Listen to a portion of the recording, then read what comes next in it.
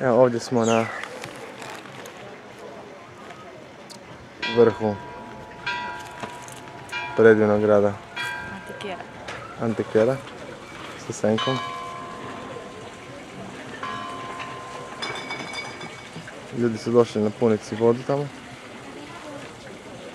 Voda je jako dobra u ovom gradu, za razliku od Sevilje i Huelve. Mjesto je predivno.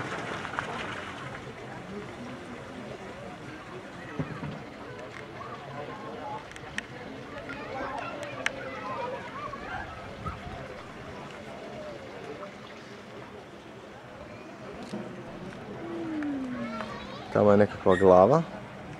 Neko je zaspao. Neki veliki čovjek je zaspao tamo. I čekamo da se on probudi. Ima ogrlicu vijadukt ima ogrlicu. Vijadukt? Ma nije mu to ogrlica. Operaciju štitnjače je dobio onda. Evo vidite, ovaj vijadukt, to smo operirali paratiroidnu žlijezdu. Beautiful town of Antequera with amazing scenery and surroundings. Looks gorgeous. Okay, this is a selfie. It's a modern disease.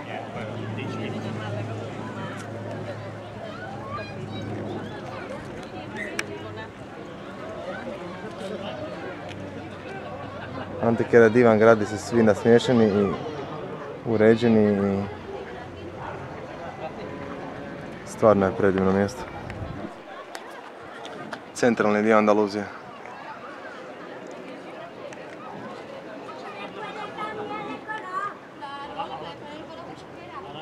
Dunja u dvorištu.